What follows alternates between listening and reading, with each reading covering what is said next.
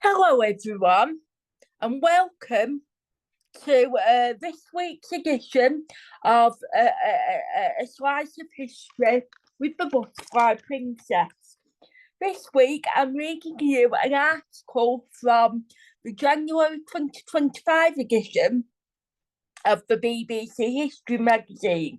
I'm sharing from the History Cookbook, and this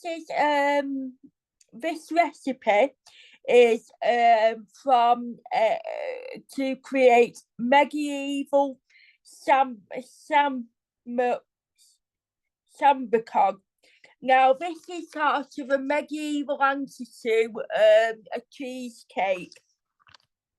This article has been written by Eleanor Barnett, who is a food historian at Cardiff University. So she's going to, in this article, she explains the history of this medieval sort of cheesecake, which is called a medieval Sambocade. So you might assume, so this is the article.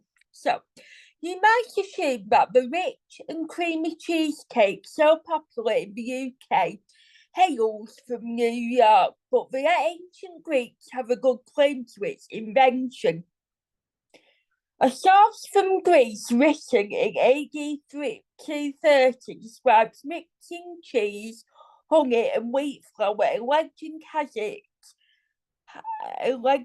it that such cheesecake, considered to be a great source of energy, was served at the first Olympic Games, reputedly held in 776 BC. The ancient Romans adapted the recipe, serving the cheese filling in a pastry, creating a dish closer to what we might view as cheesecake today. In the second century BC, Cato the Elder recorded a recipe for the then popular placina cake, which gets its name from the Greek for flat. Cato's placina cake was made by altering layers of cheese and honey with sheets of dough. Interestingly, the human organ called the placenta is actually named after the cake. And obviously, you're aware of what the placenta is. When a woman gives birth to a child, she actually gives birth as well to the placenta, and that's what comes away with the baby when the baby's born. Because of its supposed resemblance, so it's supposed to have resembled a human placenta. Right. Though the now familiar name didn't come into use until the 15th century, perhaps the first true cheesecake recipe comes from the earliest English cookbook, the form of curry. It's spelled curry, Cury.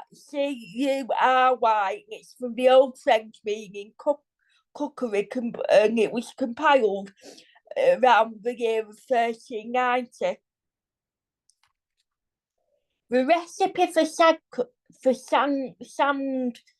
Sambocade, a name derived from the Latin word for the elder tree, calls for cheese curds, sugar, egg whites, and dried elderflowers with a little rosewater for added flavour, to be mixed and baked in a pie crust. Cheese in a way that modern cheesecakes often out with the perfect amount of sweetness provided by in a way that modern cheesecakes often out with the perfect amount of sweetness provided by the sugar and rose water, which is the version I've adopted. Similar cheesecakes were made from cheese curds in the mid-17th century with the addition of breadcrumbs and almonds to thicken plus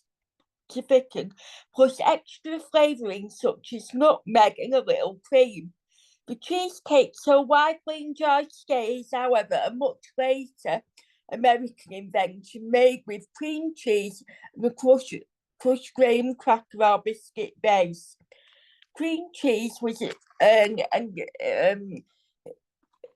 I've got to say, if anyone hasn't tried cheesecake, because it comes in a variety of different flavours, if you don't like cheesecake, then I would say that you need you need to reconsider why you don't like it, because cheesecake is lovely, regardless of what flavour you have.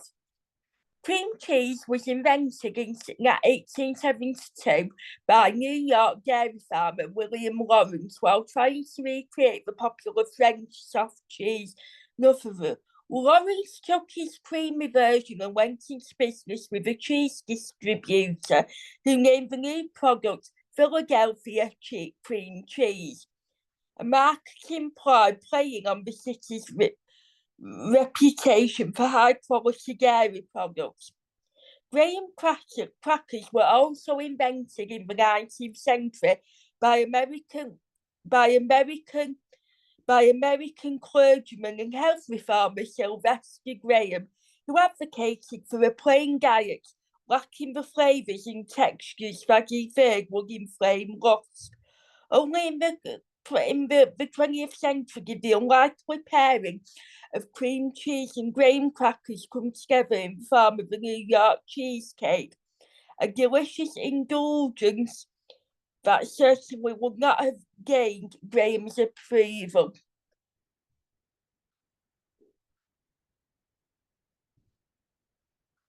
And if you want to recreate this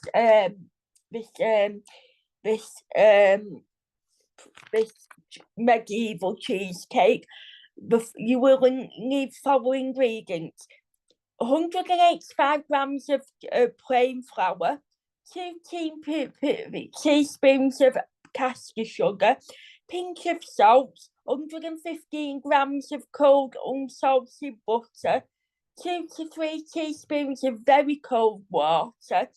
And for the filling, you will need the following ingredients: 480 grams of cottage cheese, 200 grams of ricotta cheese, 100 grams of caster sugar, 4 egg whites, 2 to 3 teaspoons of dried elderflowers, and 1.5 teaspoons of rose water.